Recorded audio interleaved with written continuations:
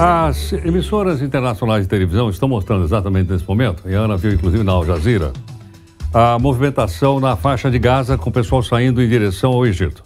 A BBC diz o seguinte: a fronteira de Gaza é aberta pela primeira vez em semanas para alguns feridos deixar o Egito, diz aqui a BBC. O professor Manuel Furriela, que é reitor da FMU, está aqui conosco. Professor, obrigado aqui por atender a Nova Brasil. Bom dia. Professor, essa abertura pode significar um possível cessar-fogo? Qual é a sua avaliação sobre esse ato que está acontecendo agora? Bom, primeiramente que é uma abertura a conta-gotas. Já havia uma grande pressão sobre o Egito para que essa abertura ocorresse, até mesmo porque é o único caminho que tem os palestinos que vivem em Gaza, os civis, para buscar proteção, para se refugiar. Dentro de Gaza é complicado, é uma faixa muito pequena de terra, a população lá é muito numerosa, são cerca de 2.400.000 pessoas. O outro caminho, que seria ingresso no território de Israel, por óbvio, é inviável, por conta até do conflito ser justamente entre Israel e o Hamas, que fica lá na faixa de Gaza. Então havia essa demanda. E tem um outro aspecto interessante, que havia uma pressão muito grande, principalmente do secretário-geral da ONU, até porque poucas pessoas mencionam, mas ele é um grande especialista na questão de refúgio. Antes de ser secretário-geral da ONU, ele foi da Acnur, que é o órgão da ONU que cuida de refugiados. Então, é uma área que ele conhece como ninguém. Então, ele pressionou muito o Egito. Só que o Egito tomou uma decisão de receber apenas aqueles palestinos que tenham outra nacionalidade. E ainda assim não são todos, até mesmo porque brasileiros que estão lá podendo aproveitar essa situação. Então, é uma abertura a conta-gotas para que esses estrangeiros saiam da faixa de Gaza, saiam daquele fogo cruzado e se refugiem em outros países.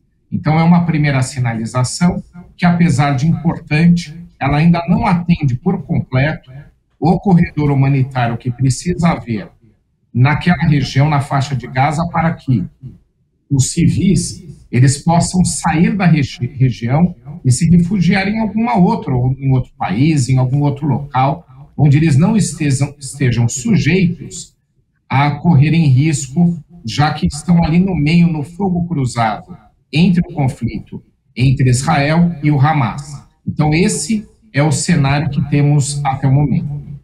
Professor, nas imagens que estão sendo mostradas agora, além dessas pessoas que estão sendo atendidas, inclusive por ambulâncias, lembrando também que novos comboios de suprimentos estão se passando nesse momento pela mesma abertura feita através do Egito.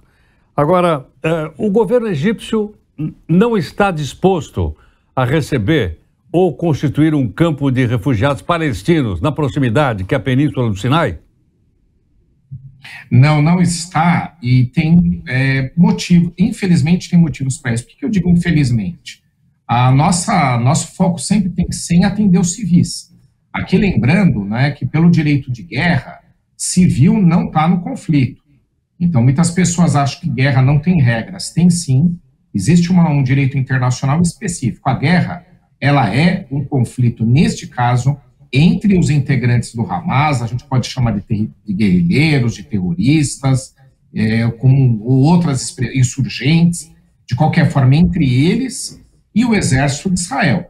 Até porque foi o Hamas que organizou o ataque terrorista, inaceitável, a gente tem acompanhado, né, e Israel está aí reagindo a isso e tentando, inclusive, desmobilizar o Hamas e resgatar os seus civis ainda sequestrados, mantidos em cárcere pelo Hamas. Então, esse é o conflito.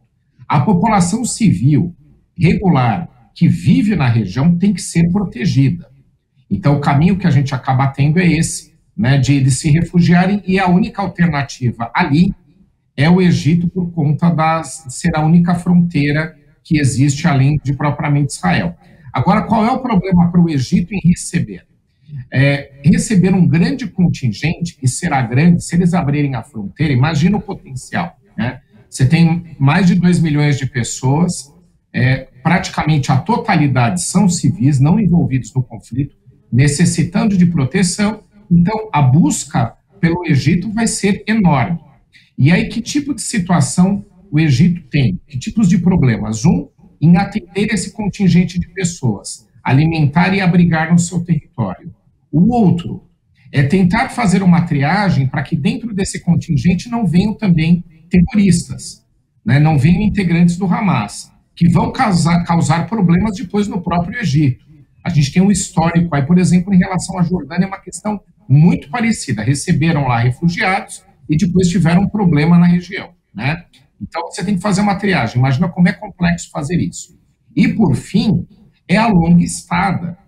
Outros países que receberam palestinos, né, como é o caso principalmente do Líbano, têm até hoje mantido por décadas essas pessoas lá.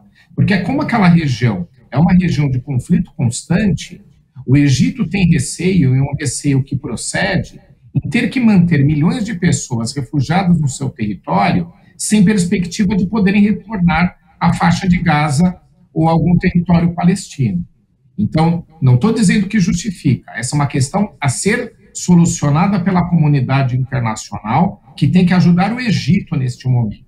Mas o que eu estou trazendo aqui é a complexidade, a dificuldade que tem o Egito em receber essas pessoas por conta do volume, longa estada e complexidades, inclusive de risco, que caso integrantes do Hamas venham junto, ou de outros grupos, né, que existem na região, que buscam os ataques terroristas como forma de responder às suas diferenças em relação a Israel, e não o diálogo, e não a negociação. Então, para o Egito, o risco é muito grande, e é isso que está pegando neste momento. Professor, a notícia também que nós temos desta manhã é que a Bolívia rompeu relações diplomáticas com Israel.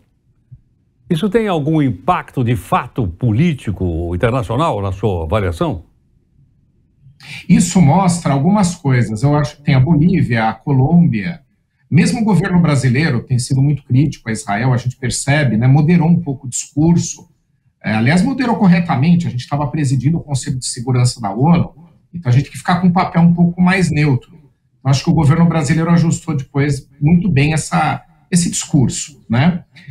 De qualquer forma, a gente sabe disso, né? Uma parte do governo brasileiro, observando a questão dos palestinos, acaba também sendo crítico a Israel. Mas aí eu vejo que tem várias situações, acho que mal conduzidas, né? Primeiro, a gente tem que deixar claro aqui, quem começou o conflito deste momento, eu estou dizendo, não pela história. Pela história a gente puxa lá para trás e a gente faz uma recapitulação e acha problemas em ambos os lados, né? Tem ataques terroristas, tem decisões de Israel também que deveriam ter sido diferentes, enfim. Neste momento, Israel sofreu um ataque terrorista de enormes dimensões, inclusive ainda tem vários dos seus civis sequestrados pelo Hamas.